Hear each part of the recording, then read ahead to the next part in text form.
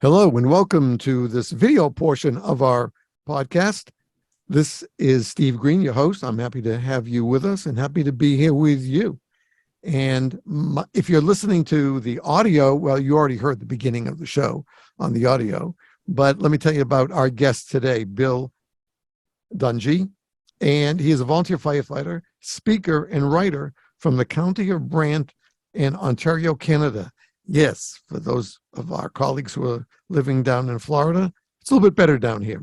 But I've spoken to a number of people up in our brothers and sisters up in the North Country in Canada, and they are no different than we are about their passion and love for the job we do.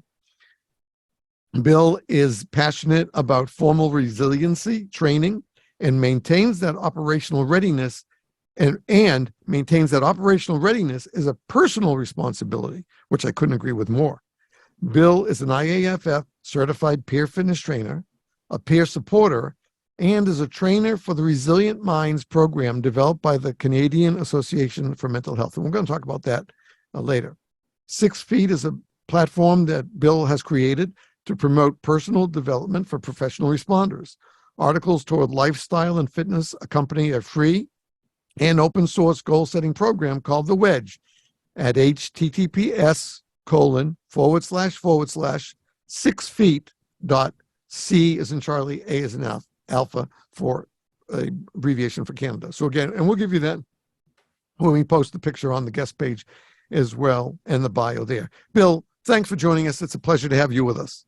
Hey, thanks so much for reaching out, first of all, and second of all, for connecting the dots and getting me on your platform here. Well, thank you.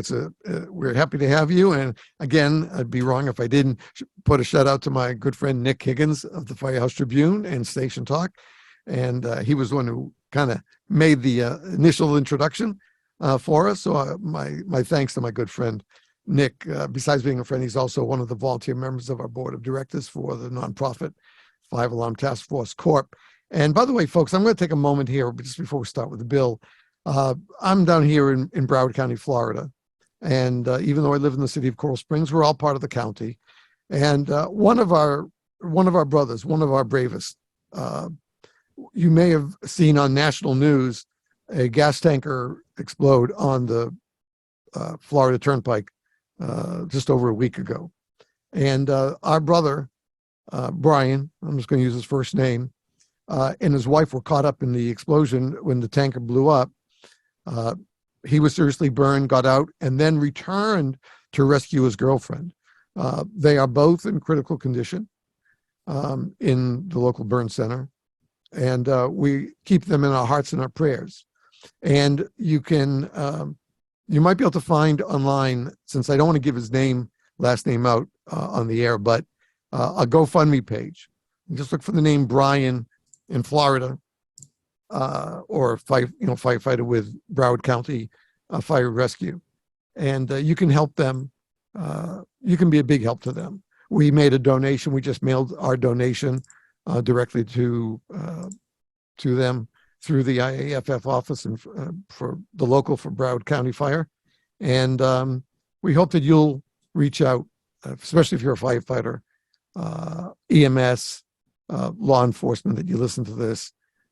And reach out to help our brother Brian, who we're hoping and praying that he'll make it through. They'll both make it through. It's not going to be an easy ordeal for them, but let's just keep them in our hearts and prayers. So, Bill, let's talk about the wedge.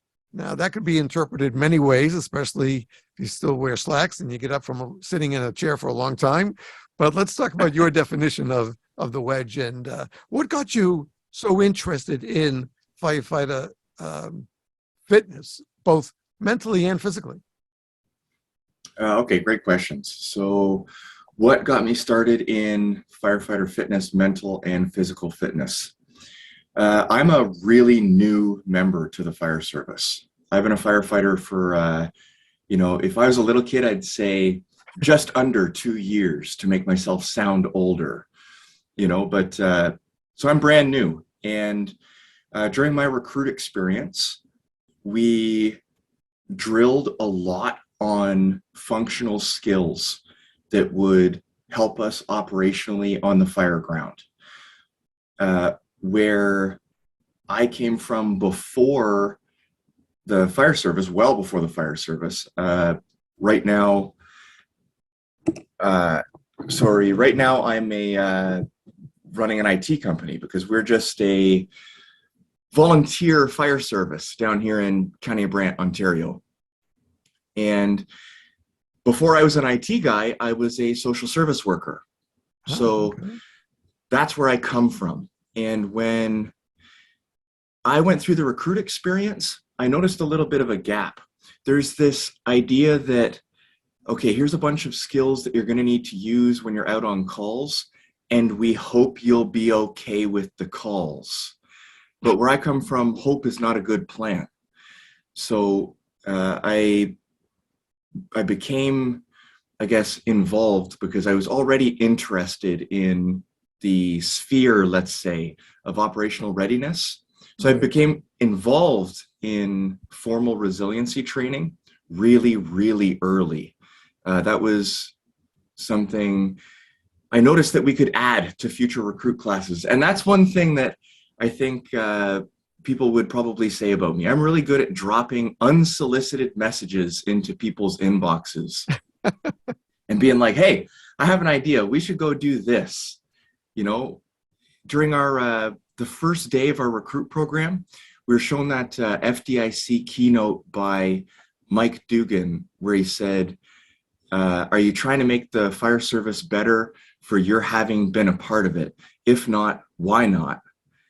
And I said, well, if that's the invitation from a guy like that, then I'm just going to throw ideas out there and start moving and shaking and see what I can make happen here. Right. The wedge is something that I developed a little while ago between me and a group of my friends.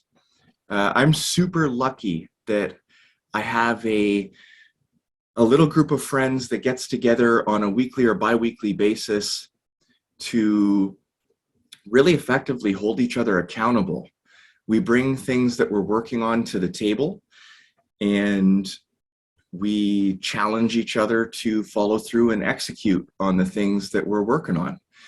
So I started putting together this idea of like, how could we formalize this like some sort of a challenge or some sort of a competitive thing that we could do together and work on all of our goals and the things that we're doing side by side toward one specific aim in a closed amount of time. Because that's the problem that, you know, everybody gets caught up with, is that we have lofty ideas, or what I usually describe as good ideas but poor technique for setting and executing on our goals.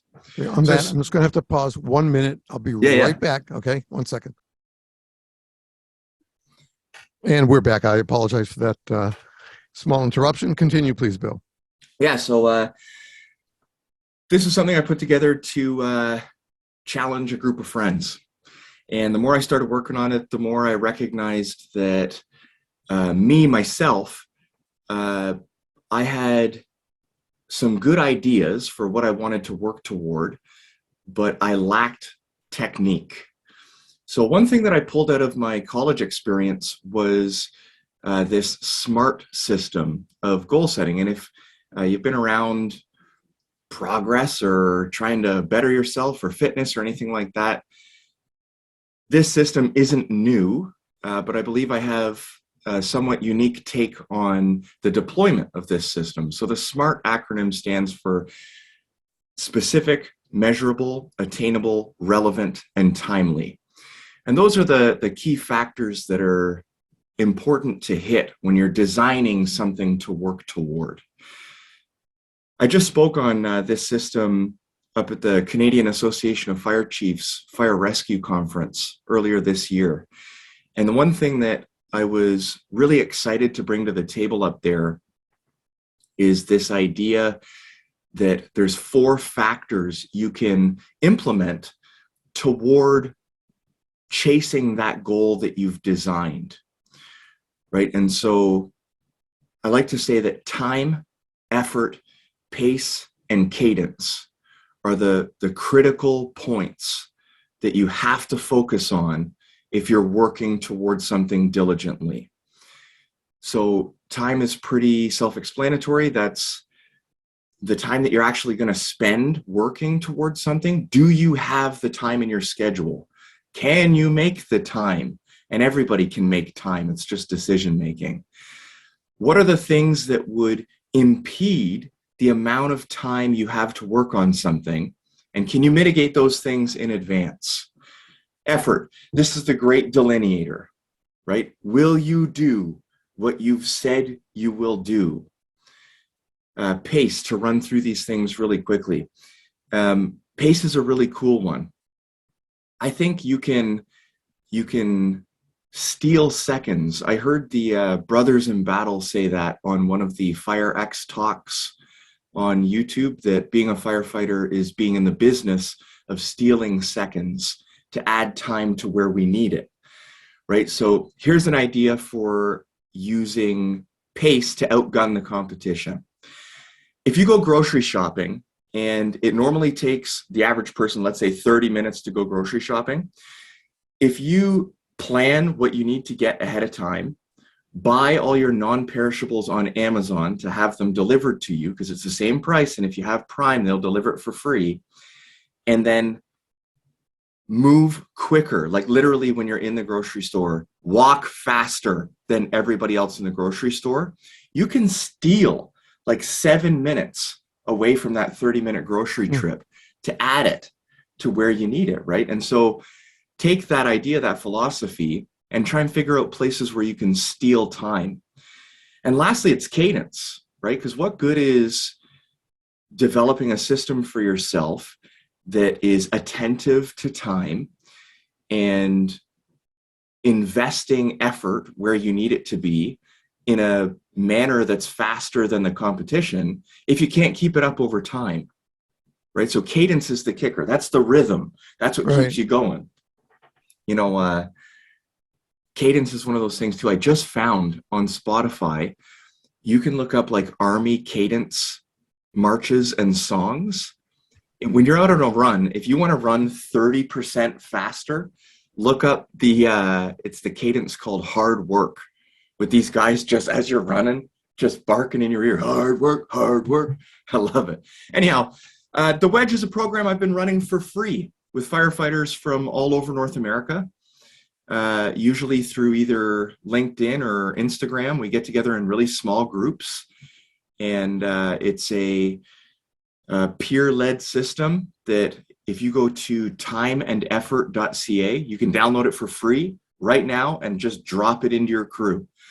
The system is meant to work on 3 things at the same time for 1 month. So we're going to design a goal using that SMART system, one for our body and one for our mind. So something that's either physical, like getting your diet in check, or adding walks after dinner, or lifting 4 plates, like it scales to whatever you're working on. Something for your mind. So that's where you're going to learn something. We're either going to read a book, or we're going to take one of the hundreds of free courses that are available on the FEMA website. And lastly, once your body and your mind are in check, that forms like the top end of the inverted triangle, then we can work our way down to the bottom point and work on our craft as firefighters. You already know what you're bad at, right? Like if you ask yourself, what do I need to work on? You know what you need to work on. So that's what we're going to work on. We're going to pick something for our mind, something for our body, and something for our craft. We're going to work on it in a environment that suggests we should be accountable for our actions for 1 month. And that's the whole thing. All right. So it sounds very simple. Not easy. Simple. In theory. But I didn't say easy, right? It says it sounds simple. I think parts of it will be easier than other parts. And I think the most important step will be the first step, as it always is. the first step is the first step on the next journey. And so the first step that you have quickly talked about really it almost serves as the foundation. If you can move ahead and take the step to take care of these areas of your mind, body, soul, let's call it, then you will play an active part in making yourself not only a better firefighter, but also a better person. Yeah, a better human. Exactly. Because if we don't also remember to keep in our hearts compassion and empathy, just like the announcement that I had to start this podcast with about a brother here in Broward County, Florida. We don't know him, but we created our nonprofit just for these circumstances, not to just give away money in a contest, but when a brother or sister and or their families find themselves in dire need, we want to be able to, and we have, send them a nice chunk of change that has been either donated to us or that we've raised in our webinars, to help them out. Mm-hmm. And we don't use the online pay things because the fact that there's always a fee. Mm-hmm. And we would rather, well, if we were going to give $200 and then the fee is almost like, it's $40 something, something like that, we'd rather give the $250 altogether to our brother or sister or their family. Yeah. We'd rather give the whole amount. And so I think that hopefully one of the takeaways from what just your opening here is that we need to think about making ourselves better people. And that should be around the circle, being a better person, a better member of this family, a better person as a friend, and a better person as a firefighter, and what that also gives me as a firefighter or rescue or whatever.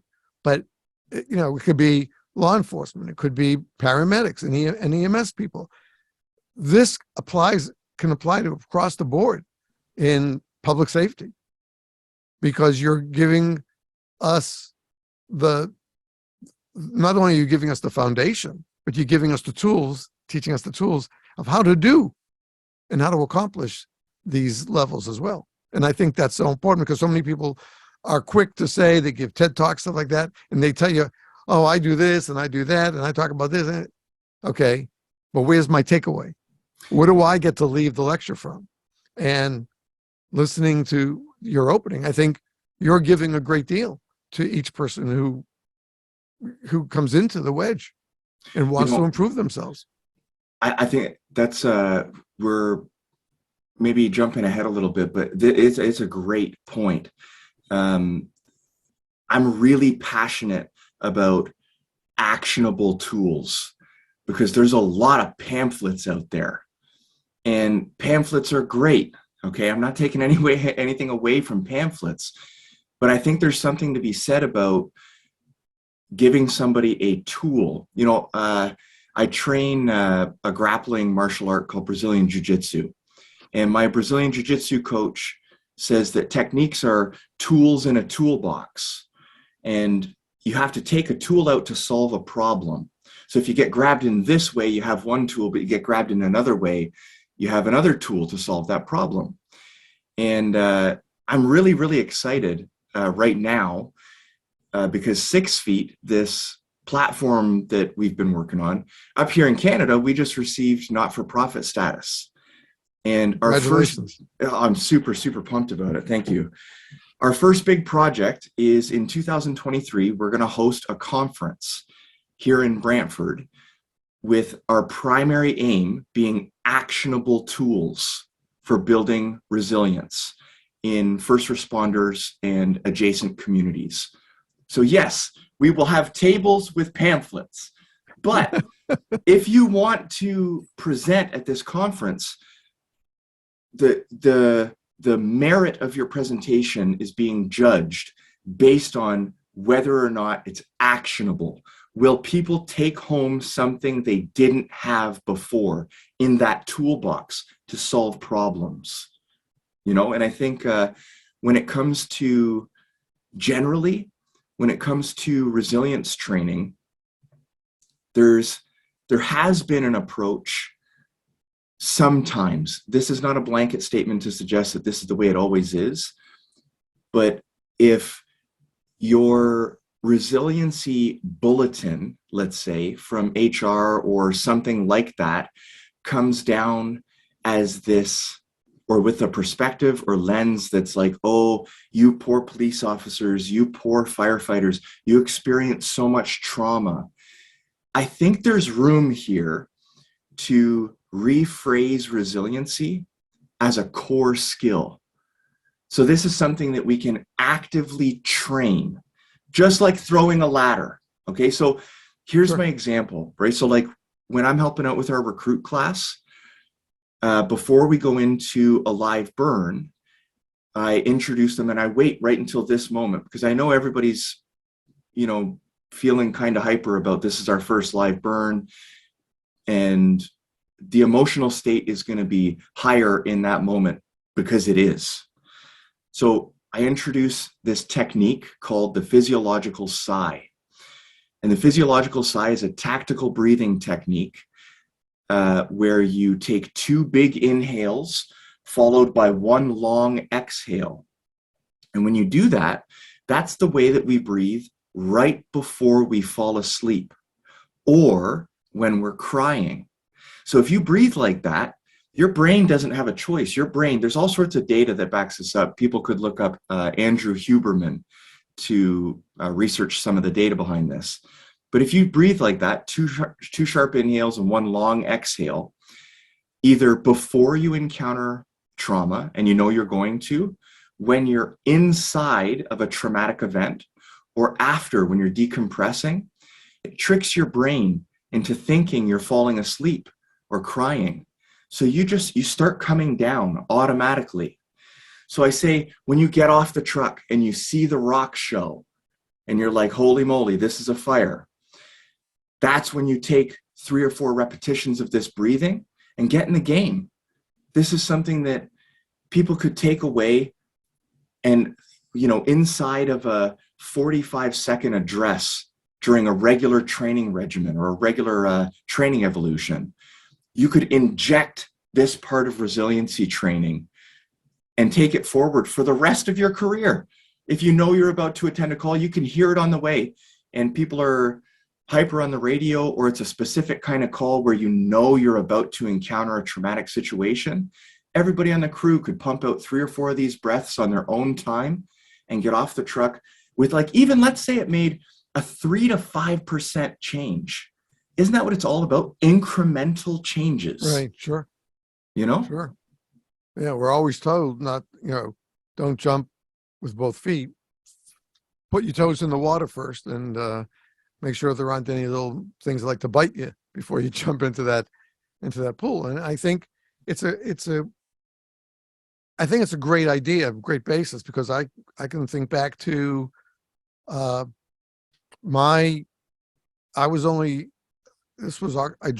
got into the department in October, and in March or beginning of April of 78, we're toned out for a house fire, and we come out of the station and we could see the loom up already. So we knew it was a working fire of some kind.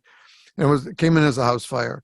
And as we're about halfway there, the captain turns around and he says, Steve, I want you to grab the nozzle and the first part of the hose and pull it out.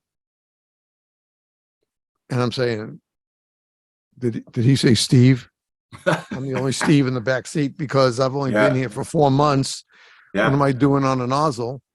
But I have to say, they did do very good training, and in-house, this small volunteer department, they did great training. And the captain was next to me the whole time, but I just wasn't expecting it.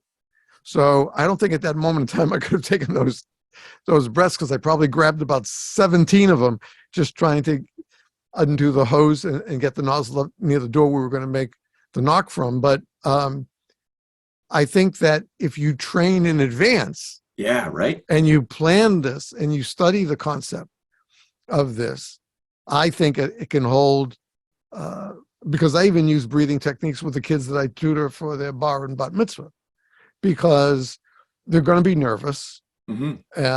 Sure, you're going to be in front of family and friends and a crowd, and we've done crowds as small as 20 something to as big as 300.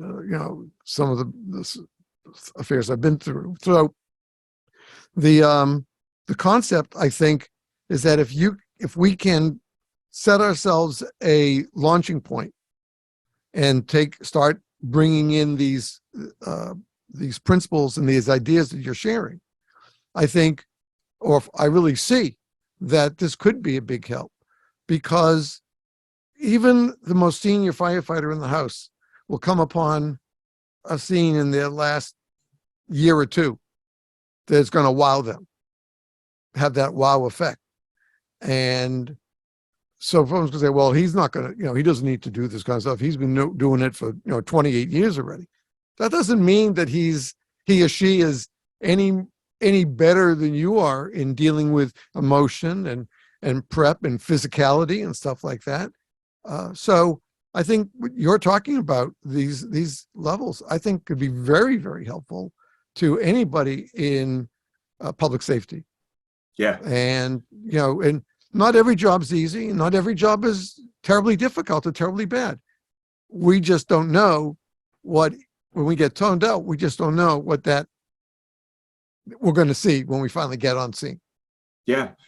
I'm a big fan of, I've said this on a couple of podcasts now, I'm a big fan of phrases.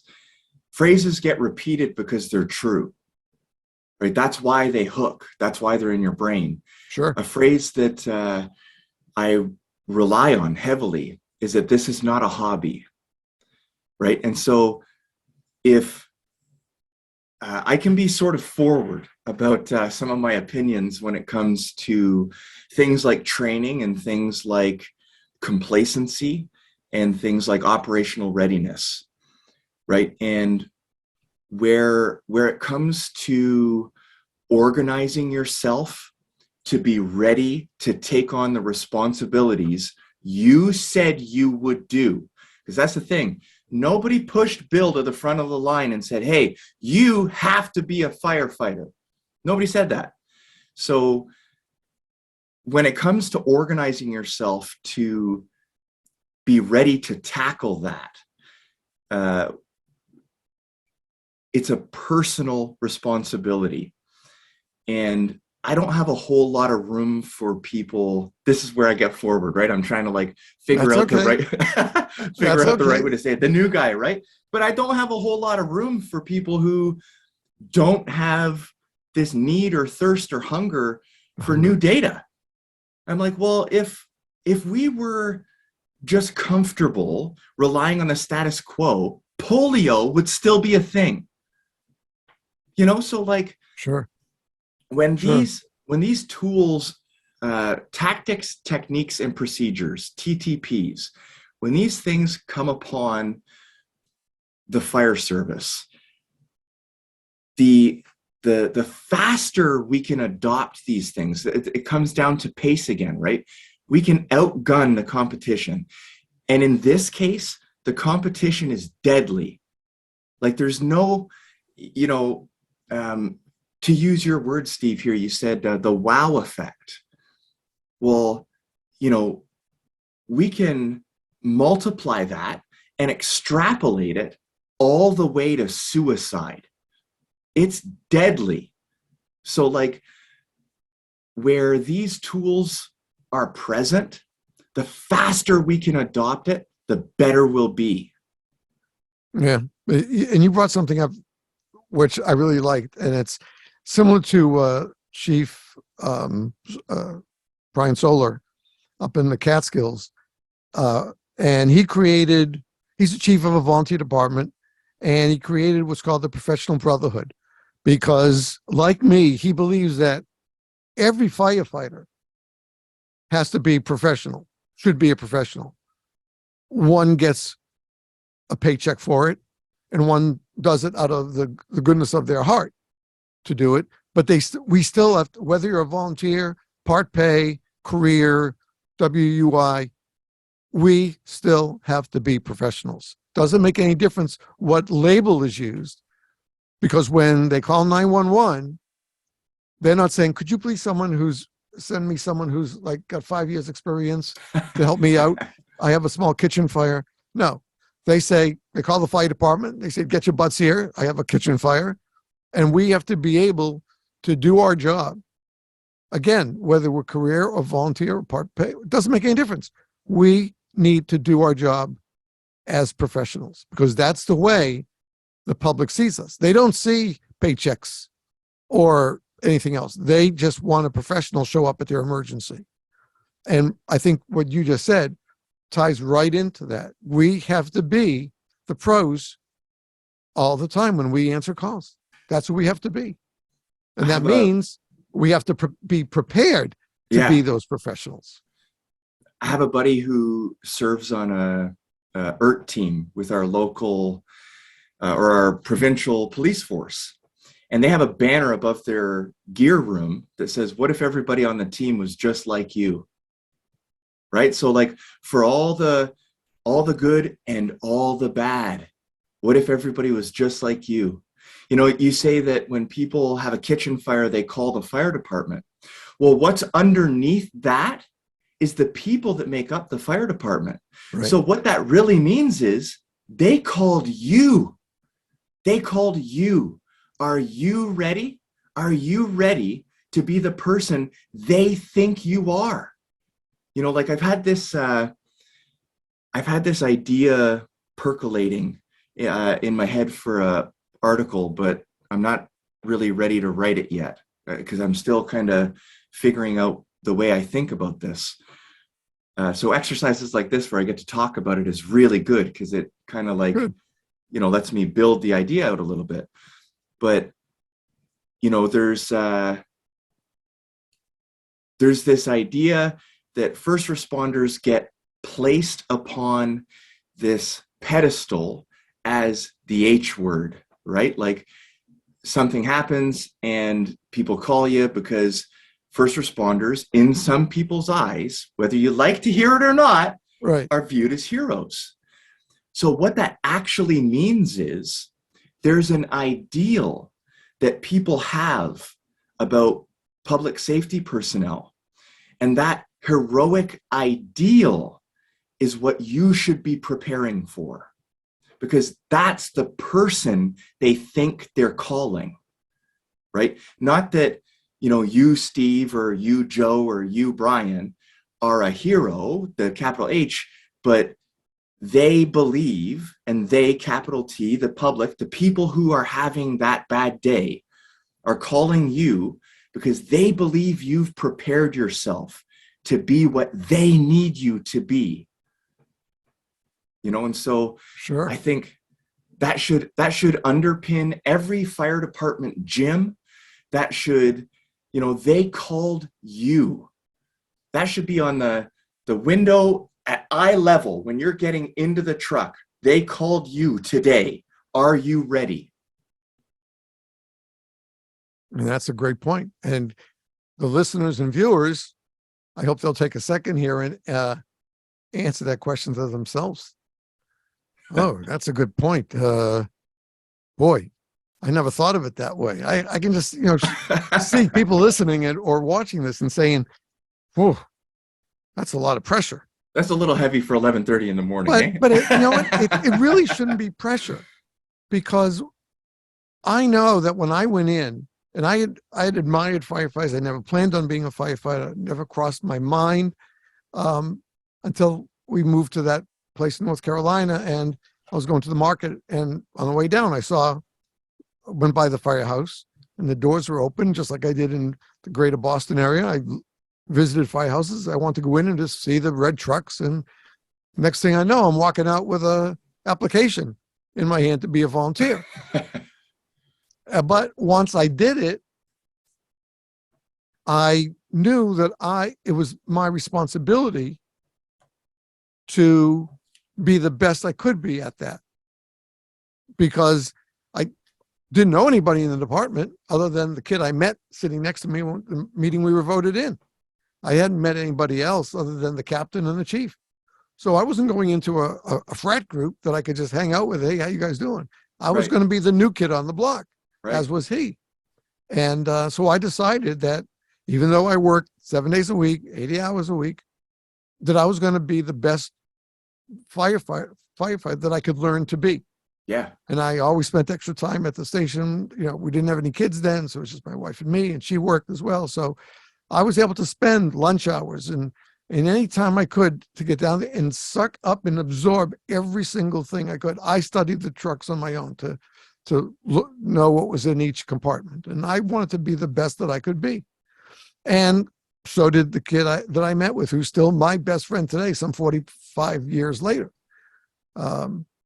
And I think that if you're thinking about being in public safety and your focus is on being not just getting the job, but being the best you can be in that job, then you don't belong applying for that job. Exactly. You don't belong at my table. Exactly. It's the same thing with learning. Yep. You know, I'm a lifelong educator, so I always see places to learn. I was just talking to my daughter last night about somebody at the place where she works, and the fact is, and I've said this, and I have no regrets, that if I don't care how many years you have in as in firefighting, I can't speak to law enforcement because I've never been there. I did work with EMS part-time in North Carolina, but if you're not willing to be a continuing student once you join the fire service and continuing to learn, whether it's at your local, in your department, local conferences, regional conferences, the national conferences, or international conferences, then this is not the job for you, because this job requires us to constantly be open to learning new tactics, something new that's dangerous for us that we didn't know about, like PFAS in our gear. We didn't know about this till about 5 years ago. Yeah. Okay?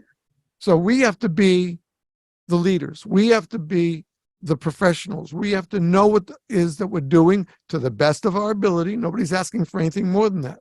To the best of our ability, we have to be willing to learn and then put into practice what we've learned. Otherwise, we wasted our time in that classroom or in that training or whatever, if we're not willing to put what we've learned into effect.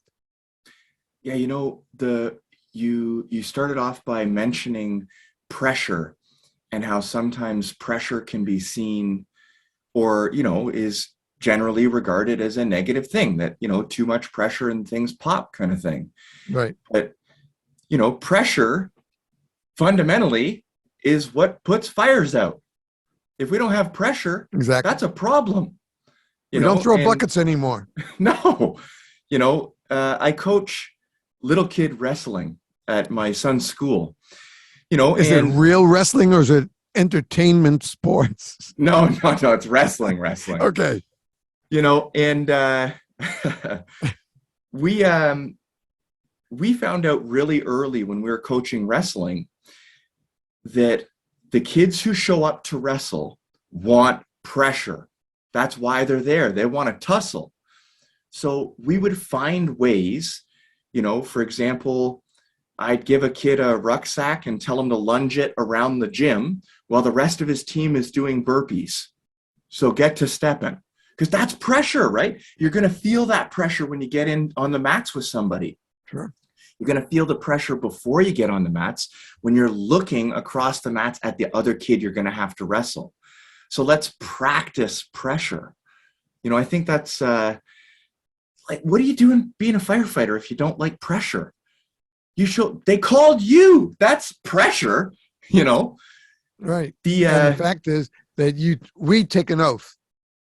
Okay. And it really doesn't matter what country we're in, but when we get sworn in, we take an oath. And the oath in any language says, I'm going to protect the lives and property in my community, in the district I serve. That's the oath. Now, if you drop an oath anytime something happens, well, then I don't know if there's how do I know if you're really going to be dedicated to it or not? But if you take an oath that you want to live by, well, this is a great job for that. And as long as you keep that momentum up, that I want to be the pressure that helps other people. That's why they're reaching out to me. I have that pressure. I want to do it. Then again, I don't know if you're going to be a good member of the team or not. Yeah. And tools, like we're talking about, actionable tools, like things that you can actually take away and not just a pamphlet. Exactly. That reinforces your ability to withstand pressure, right? So the one way that I like to describe this is, imagine that you are standing on top of your castle, like you're looking out, surveying your land inside your castle. And out along the horizon, you can see this clan of barbarians. And whether you like it or not, they are coming. They are on the way. Well, we could name that clan of barbarians trauma, or we could name it pressure, right? It is coming. So now it's about, we have to build a wall. And the key here is, you don't know how long you have before you interact with these barbarians, right? So the more bricks that we can supply to firefighters, and the bigger the bricks we can make, I think that's where I'm driving here, is I'm just trying to give people bricks. That's a good way. You know what? That's a great analogy to use, because how many times have we heard, whether it was in our departments or listening to the audios or watching a video that somebody had recorded, when we hear people say, throw me this or throw me that. One of the things we should be throwing them and making sure they have is a really good brick. Yeah. Better bricks. Better bricks. Right. Yeah. Because that's what it takes to do this job. Okay. Yeah. And you can use lighter bricks, but you can only do the job lightly. You can try to select bricks that are just way beyond your ability, and that's not going to help anybody either. But if you train and you find the right bricks that answer your need, then you're going to be a better person with that tool. There's at this conference that I'm planning next year, I'm going to host a seminar where I'm going to infuse a lesson about grappling with what's called the 4 tools of building mental resiliency, or the big 4 tools. These big 4 tools were developed by the US Navy SEALs. It is goal setting, mental rehearsal, tactical breathing, and positive self-talk. These are, unbeknownst to me, I was already doing this with the little kids wrestling, right? Like, we would get all hyped up and really engaged and really, really intense. I think public safety personnel are really, really good at being intense. Yes, we are. Because you have to be. That's the gig. And I was saying the other day that we also need to be good at being calm, because we need to be good at being calm, right? So what I was doing with these little kids, unbeknownst to me, this is, Navy SEAL resiliency tool or whatever. But after we got all intense with the actual combative part of wrestling, we would sit in a circle with our eyes closed and imagine what it's like to walk onto the mats at a tournament. And imagine, so I would kind of guide the kids through, okay, you're going to now, with your eyes closed, imagine that you're looking down and you can see your feet stepping onto the mat. And you can feel your heart starting to increase a little bit. You can feel your fingertips starting to tingle. You know a fight is coming. So when I started to research one of those tools, mental rehearsal, when I first got on with the fire department, I mean, like weeks in, I wasn't even allowed to respond to pages yet. But I would take my pager to the station, go and sit on the truck, just solo at like 8 o'clock at night, and play out one of the tones and sit there with my eyes closed and try to imagine what it would be like stepping off the truck into that scene. What kinds of things am I going to have to bump into here? What am I going to have to prepare my eyes for to see?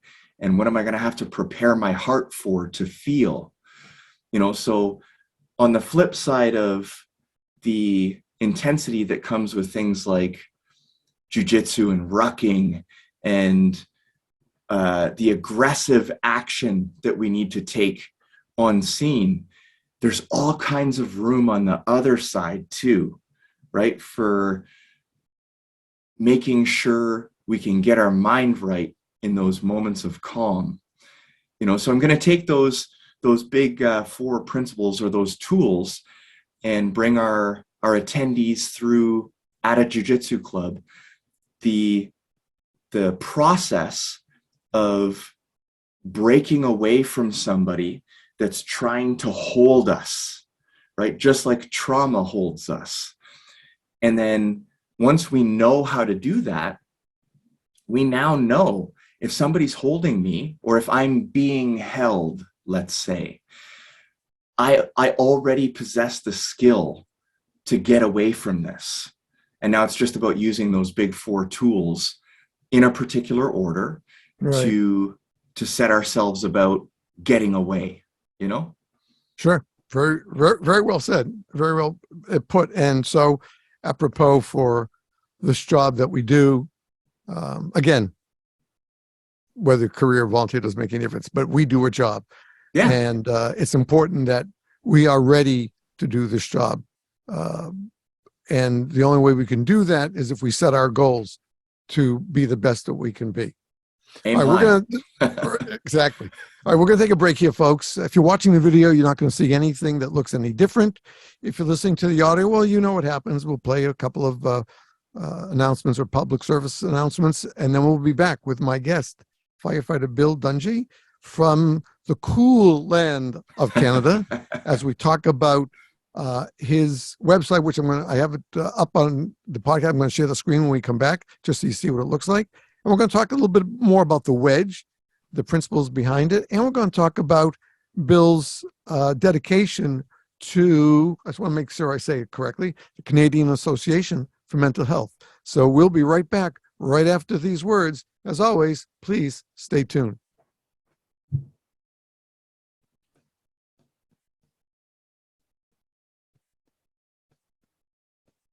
Hello and welcome back to this episode of 5 Alarm Task Force. I'm your host, Steve Green, and with me is my guest, Bill Dungey. He is a volunteer firefighter in the County of Brant Fire Department. Now, you're in Ontario, right? That's right. In the province of Ontario.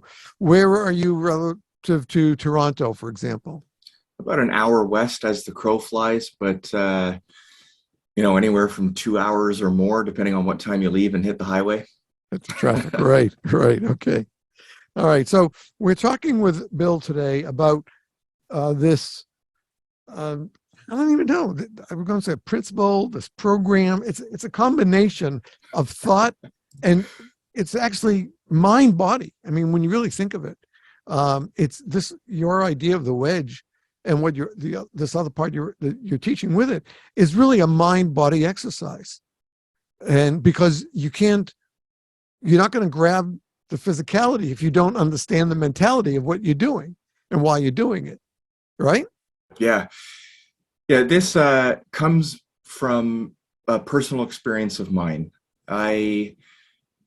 Another thing I'm passionate about is speaking about postpartum depression in men.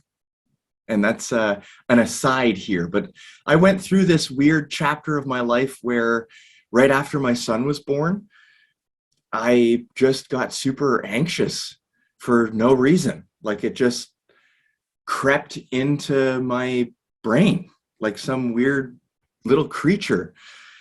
And I used to weigh about 110 pounds more than I do now. And I reached a point, luckily, like really luckily, again, I don't know how this happened, but my son was just in the room next to me running around like little kids do. And I got winded, like chasing him around and playing with him. And I got all of the sudden immediately fed up with my whole circumstance. So I just started, like, literally, there's no embellishment here. I put winter boots on. We were just heading out of winter. I put winter boots on and tried to run around the block. I got just down to the corner where the park is, and that was a wrap on that idea, which made me even more fed up with my situation. And I started to make little tiny changes toward being the person that I've become today. And so the wedge is a culmination of that experiment and figuring out, like, okay, it's all well and fine to eat chicken and rice and red pepper, but if your mind's not set right, you don't have a why. You don't have a correctly focused aim. And I know personally that it's possible to aim incorrectly. And I don't think people like hearing that like, if you have set out a goal for yourself incorrectly, it's going to be really, really hard to hit. And when we hit goals, we build this little platform for winning. And when we win over and over again, that's what keeps us, pushing that Sisyphus rock up the hill, because it's like, well, we got another step in, so maybe we can get one more in. And the wedge is designed overall and scaled so that I can help people aim correctly. I think that's an imperative to the whole concept. Yeah. Of who we are and what we do. I can feel quite a bit from what you mentioned about the anxiousness for a new dad. Again, when our first daughter was born, after some triumph and difficulties, but when she was born, my wife had a tough time after she was born, and I was working 80 hours and a volunteer, and I had to find a way that I didn't feel that I had a rubber band around each crooked in each arm. One, actually three. It's one pulling me to my job, one pulling me to the fire department, and the big one around my waist pulling me to stay at home to be with my wife and help her. Although she with both our kids, she only took 6 weeks off. Boom, she was back to work. That's just who she is as a teacher as well. She didn't want to take more time off because she felt very comfortable within those 6 weeks for each of the kids, and was able to resume her professional and still be a wonderful, loving mother and wonderful wife. But there is, medically, I was okay with her because I was already AMT, et cetera. So medically, we had a great doctor. We were near the hospital, wasn't a problem. But I just said, medically, I'm okay. I'm ready for this. Mm-hmm. Emotionally, in my heart, I was going to be a father, but I wasn't ready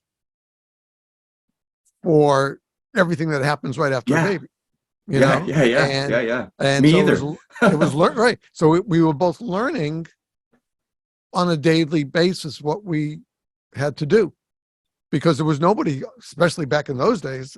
She just turned 40, so there weren't people doing classes on how to be a good father for your expectant wife. It just come in and you have to go through these classes with your wife, and learn all the exercises and stuff like that. That part was easy, but emotionally, there's no preparation for a husband, really. For the male, or I shouldn't say that, for the husband of the family. Yeah. Okay, I shouldn't say male anymore. That's improper. But it was difficult, and I think that the fact that here you are, quite a bit younger than I am, and you're still talking about it, means that this is a reality that a lot of men go through, but don't want to talk about it. Yeah, I do. it's reality. And Exactly. it's one of Our those job things. is about reality. Yeah, it's whenever I hear that somebody's about to have their first baby, that's an automatic, okay, we're going out for a coffee because there's some stuff you need to know that just doesn't get translated very well without it. Exactly. As far as redoing yourself, I tried many, many times, not very successful, but back in 2017, my weight was up to almost 230, and I wasn't going to have it anymore. And I simply started walking small Yeah, amounts, small yeah, distances at first. Then I built up so that I was out every morning, 5:30 in the morning. I stepped out the front door and I was up to 2 miles. Now I have a bad back condition and I got a new device put in for that. I had a medication pump inserted. But I was summer of 17. So by November, December, I was walking 2 to 2.5 miles in an hour and a quarter yeah, in my neighborhood. And then I was more careful about what I was eating. The weight was coming off and I was feeling better yeah. because You don't say. some of you may know, for every 10 pounds on your abdomen, that's 30 pounds of stress on your spine. So I I didn't know dropped that. neither did I until one of the physicians that was guiding me told me that. Uh, and my pain management doctor told me that. And I started losing the weight and watching what I was eating and eating better, eating healthier. And that weight started to come off. And I started feeling on a moment by moment basis, less pain from my back. Yeah. And by the end of April, beginning of May of 2018, I had dropped nearly 40 pounds. And Wow. Yeah. I was a much healthier person. Now, unfortunately, with this malady I told you about, the mystery malady from November of 2020, I lost nearly 25 pounds in just 3.5 weeks Yeah. because I couldn't Wow. keep anything down. I could barely keep water down. But we got that managed, but we still didn't know what it was. But now like I said, now I'm on meds. But the fact is that one of the things that hurts me the most when I see videos or pictures of the fire service is I see the men and women who are significantly overweight. I'm not talking about 5 pounds, 10 pounds, because if we do that, we're putting ourselves at hazard. We're putting our colleagues at hazard. Yeah. Darn right.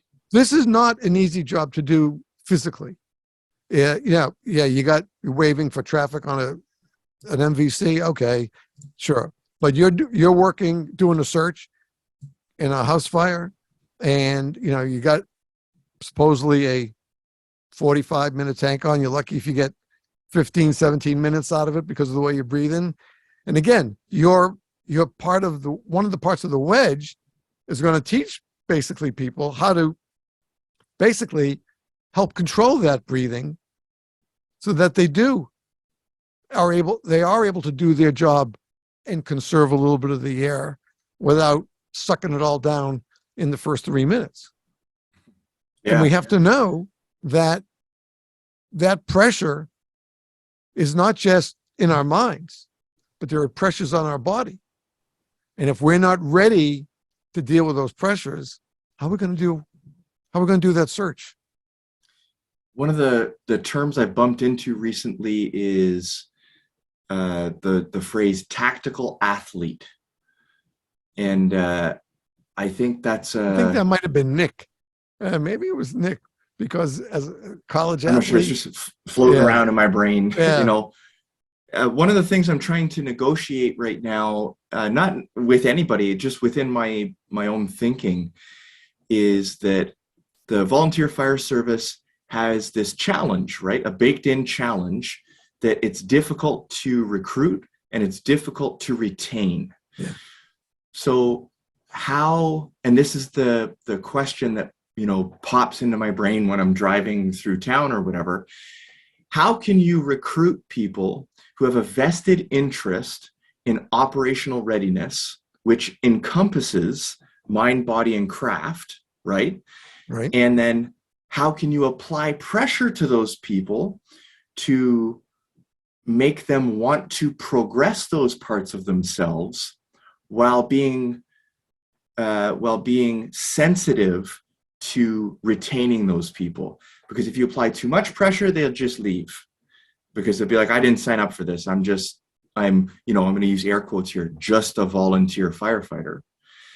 And so I think there's that's an interesting dilemma that maybe isn't faced as closely by career departments as it is in volunteer departments, but that's definitely floating around my brain when it comes to physical fitness.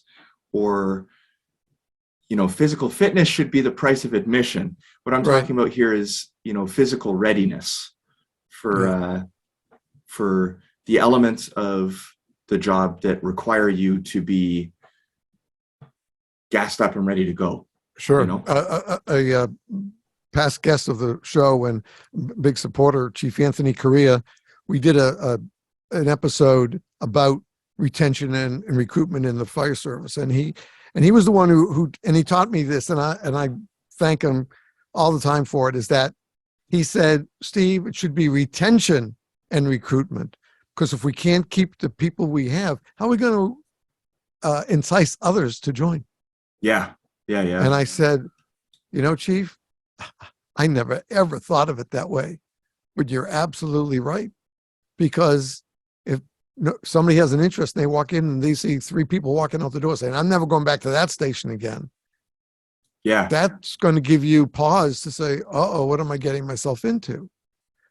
But if we take care of the people we have who are donating their time to us, some, again, might be part pay, but basically donating themselves, their time away from away from family, away from friends, away from the job when necessary, and they're willing to do this, it's our obligation as an organization to keep them interested in the organization, make them an active part of it, so that they can go out and say, hey, we've talked about I'm a volunteer firefighter, but we're going to have an interesting training, and you can come if you like just to watch. You don't have to participate, but you can watch us, and hey, that might be it. And I never even looked at it that way until he brought it up in that discussion, and it's so true. We are having both in both countries, we're having difficulties with having enough volunteers to man our station. And society has changed greatly in the 45 years since I was on the job. But now we have most families, we have both parents working. At least one is probably working a second job. Sometimes both are working second jobs to pick up extra money, just take care of the kids. And there's all these after school activities today that we didn't have back in those days, even though we didn't have kids when I started out. But it's a hell of a challenge in today's world to be a volunteer firefighter.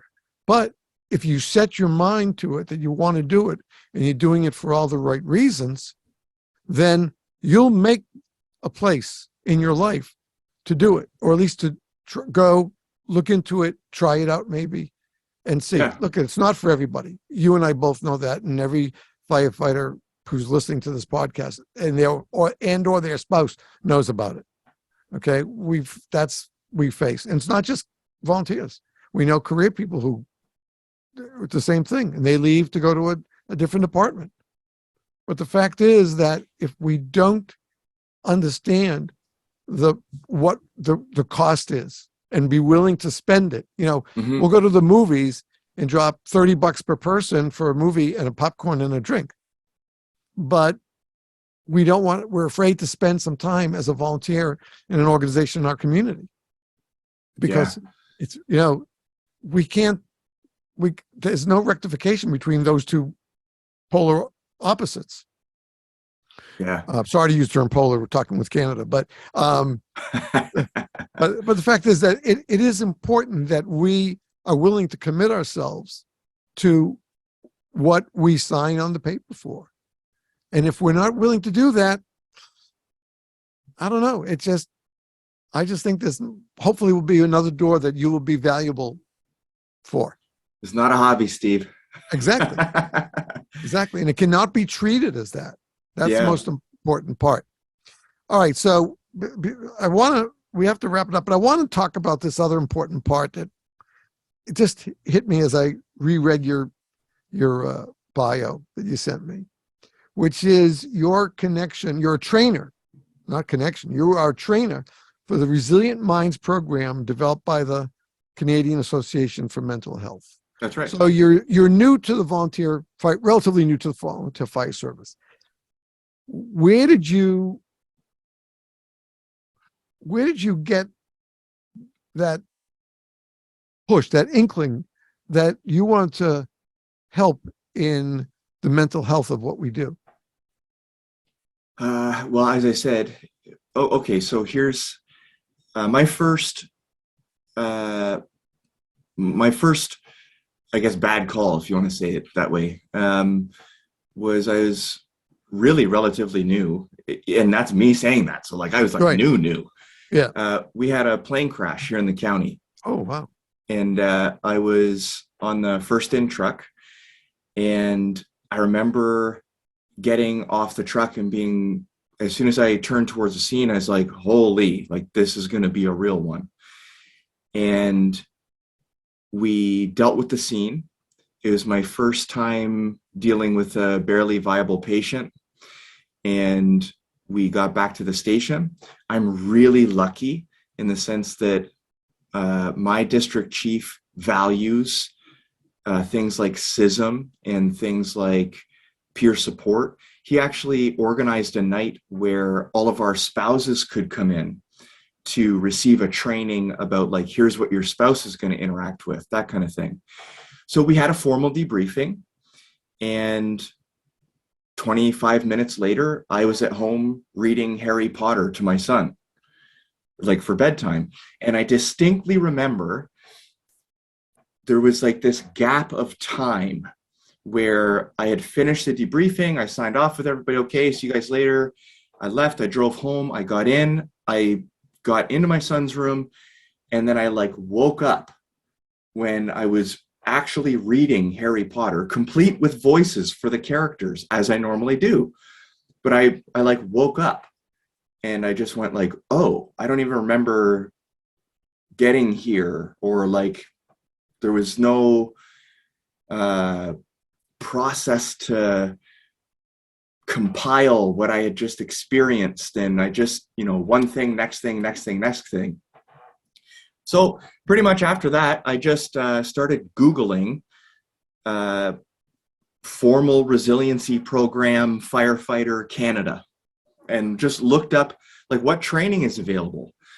So I have a handful of certifications from different agencies within Canada that deal with first responder trauma and things like that. I went through the IAFF's peer support program and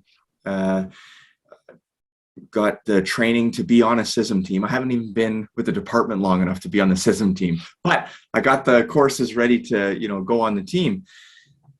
And it just struck me as this thing, like it's up to you, and it's like, we hope you'll be okay kind of thing. As I said when we first got talking today, and hope is not a good plan. Right. So I found the Resilient Minds program, and I think what's super interesting about the Resilient Minds program is that it was developed by firefighters for firefighters, and it's a peer-led program. So the instructors that have all been empowered by the Resilient Minds program are all internal. So it's not like you have, a capital M mental health professional coming in to be like, oh, you poor firefighters, here's what we can do for you. It's completely a peer-to-peer program, So they have a structure where I'm not just talking off the top of my head. They introduce concepts like, what should you be looking for in your peers who might be displaying signs of post-traumatic stress? They also show you examples of what that might look like in you. But also, and here's a crazy part about it, they have this whole segment on how to deal with the public when the public is intersecting with trauma. Right. And so actually, Movember, are you familiar with Movember? Sure. Yeah. So Movember partnered with CAMH and brought this Resilient Minds trainer program to people who were involved with the fire department at this highly reduced rate to buy into the program. So that's how I got into the program, finished that up and brought it through to our department. And now it looks like in December, we're going to be hosting basically a talk for all of the officers in our department to say, hey, this is important. This is progressive, and here's what we're planning on doing, and see if we can get some buy-in to run the program with our department. But That's great. It's valuable, and there's great data that backs up the program. Like if you wanted to, I'm kind of a nerd in that way. Like I don't like signing on to things unless I've seen some concrete evidence. Right. And one of the figures they have on their main brochure is this staggering number of first responders in British Columbia, where this program was developed, that have received zero formal resiliency training. It's like in the high 80% range, you know, Wow. who have received zero formal resiliency. And so once again, we're just banking on, we're going to pop out all these police officers and EMS folk and firefighters and just be like, hey, I hope you figure this out over time spent in the field. And it's like, that's not the way to approach this thing. So No, not at all. I can't speak highly enough about it. The program was conducted over Zoom to train all of these trainers, and it was engaging and interactive. And believe me, I've done Zoom programs that are not engaging. So it was good. They had, they have a really interesting display that they use to visualize what stress and trauma looks like. So they show you this empty jar, right? And then they put in a bunch of red stones, and they say, those red stones are different for everybody. Some people only have 3 little tiny red stones. Some people have 4 or 5 fist-sized stones. And that's what we're all starting out with when we come to the fire service. That's what we've already experienced. And then we're going to add in things like, okay, you get married and you have a kid. Well, we'll put some green stones in there for future personal stuff. Then we're going to put in some purple stones for what we've experienced on the job so far. It's starting to fill up this jar. Sure. And it's like, how much room do you have left for the future? And so, what we're trying to do here is, again, stones, bricks, whatever you want to call them, give people tools that they can use to limit the amount of stones we're adding to our jar, And when you mentioned about CISM, I mean, it's so important today, as we're still kind of young with maybe the behavior health issue is only probably less than a decade old, Yeah. where the initiative to really focus on it. And, I always, when we talk about CISM or lack thereof, is, again, back in my day, was probably one of the worst calls I did in the 8 years I was serving before I got hurt. And when we got back to the firehouse, it was someone trapped in a vehicle, in a MVC, and the vehicle ignited because of the gas tank, et cetera. But anyway, he was still alive when we first got there and got water on there. We got him out. He was still alive when we got him out of the vehicle, and he lived for 3 days and passed away in the burn center. But my buddy and I were on that call, came in about 1:30 in the morning. And it was only the two of us. The chief was screaming. It was right around the corner from his house. And he said, don't stop for a hydrant. Just give me the water you have. And we did. We got the fire out with just the 500 gallons that we had. But when I got back to the station, we cleaned up and everything like that. And then I took my bunker coat off, went into the locker room and puked my guts out, was crying, and I was just a mess. Sure. From this. And of course, the smell of burning flesh is something you'll never forget. And I hope most of you, if you've done it, will never have to deal with it. So I came out of the locker room, and the guy who drove, he's one of our what we call caretakers. They work 24 on, 48 off to get the first apparatus out, the first 2 apparatus out. And he said, are you okay? And I said, yeah. He says, was it the call? And I said, yeah. He goes, well, suck it up. Yeah. That was back in 1977, 78. That was the thinking. Yeah. Just suck it up. And I don't know for sure, but I can guarantee you that there are thousands of brothers who, of that time, brothers and sisters, who were not able to suck it up and just Well, turn around and keep a happy smile on the face and just walk out the door saying, okay, that's just one call. It's out of my way. Can't do that. yeah. You know, Well, but while because we we're can, human, right? yeah, while we can, these are very important to us because we all make little mistakes. We have these little erasers on the end of pencils. You can't erase an image that's seared into your brain, Mm-hmm. you know? And my buddy and I, 45 years later, whenever we're together, we always talk about that call. Mm-hmm. Is there something else we could have done? Even though the chief gave us all sorts of glory and thanks for doing what we did and getting there and getting the water, just using the first water to get it out and everything, get him out of the truck. But that doesn't erase. There is no eraser for that image in my mind or his mind. Yeah. So there was no SISM in those days. There was no after action reviews or anything like that. Mm-hmm. It wasn't even discussed. We were back in the day room after we had all washed up and everything. Here it was like 2:30, 2:45 in the morning. And everybody shooting the breeze like we were just hanging there for lunch hour. But it was eating away at me. And I finally just got up and excused myself from the table, went back to sleep because I had to work Sunday morning. But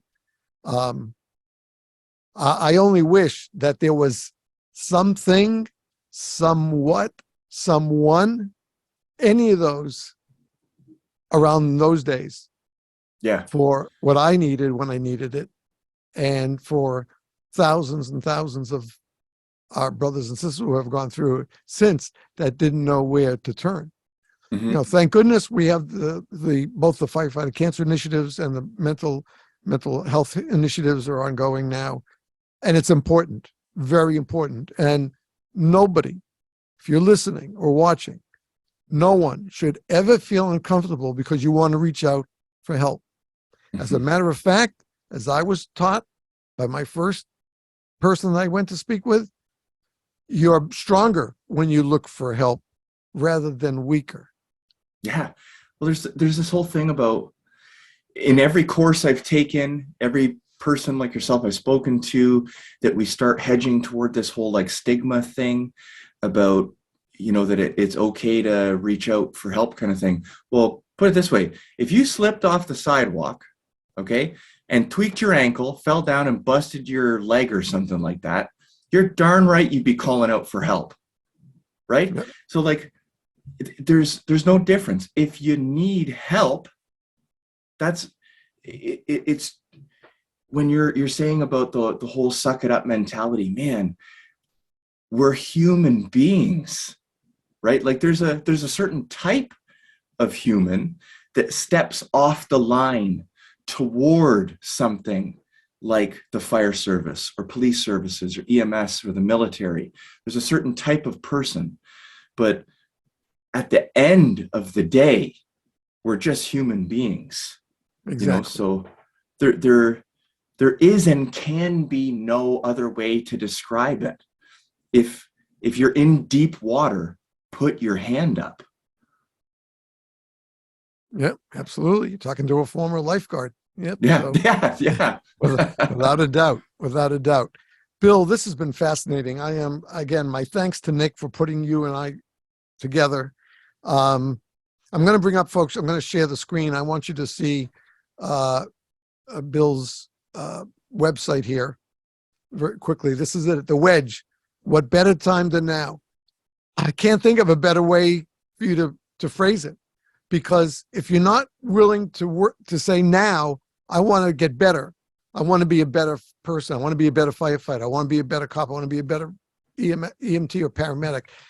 Whatever you do, you have to say, I want to learn. And here's the website. You can see, you download it for free. He has a lot of information of what brought it back. Talks about rucking, which I didn't know anything about until I read his website. So, you know, this this at the bottom is probably the best, because this is the best way to close the show. Divide and fortify. You already know what to do. You're just saying, I can't do it. Well, if you're already thinking about it, you can do it. It's not a hobby, Steve. Huh? Right? Not a hobby. Exactly. It's not a hobby. Bill, thanks so very much. I really appreciate this. I'm thinking of something else that you and I will talk about off the air, but this was a whole new approach, and I've had a lot of people talking about different sorts of help for fire service and EMS and police. Actually, I think she's in Canada. 911 Lifestyle, or Andy I'm gonna Clark, write that I think down. is her name. It's called 911lifestyle.com. She was a guest on the show. And her husband I think she's in Toronto, and I think her husband is a police officer in Toronto. And it was some of the things that he was going through that kind of stirred her to, there's got to be a way to provide help. And she does 911 Lifestyle. So that might be something you'd like to check into. But this was great. I think it's so timely. We're dealing with, as we talked about, yes, we do have the firefighter mental health initiative, behavioral health initiative, but it's more than that. We still need to get help out to the people, not only people who ask for it, but we have to kind of be willing to spot and say, are you okay? Is everything all right? You don't have to be their minister. You don't have to be, their psychiatrist. But if a friend of yours, a coworker of yours, you're seeing seems not to be doing well, if you don't take that first step, because you would for a stranger, you do every day for a stranger. So how do you not maybe take that step towards your comrade, your colleague, and say, you okay? Is everything all right? And I think what you're sharing, what you're doing both with the Wedge and working with people for Resilient Minds program. I love just the concept of it. And resiliency is really a definition of who we are as firefighters. We might just have it on the calls and then we don't show it in our personal lives, but I don't think you can really separate them. I don't think there's a black curtain that drops between the two. If you're a first responder, it never does, because you're always a first responder. Mm-hmm. That's the key. You're always willing to do what needs to be done, when it needs to be done, whether you're on shift or you're off shift, because that's the kind of people we are. So I think I would like to recommend this to, if you're a listener or a viewer, please go to visit the website, and we have again, we'll give you this we'll put it in the bio as well on the website, this URL, https:// 6 feet, just like it sounds like, the spelled out SIXFEET.ca, for short for Canada, CA.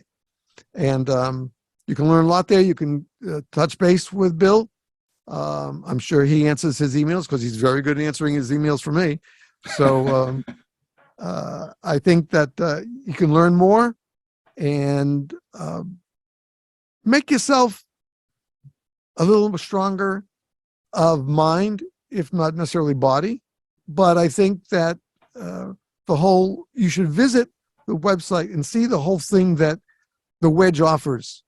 And I think that, as we promote firefighter fitness in every podcast, in lots of our public service announcements, that this is a great place for you to go to look for a new, and, I'm going to have to say, from definitely looking around as much as I do on the internet for fire related websites, this is one of the very interesting ones, because I think it offers you something that I don't think anybody else is offering at this moment.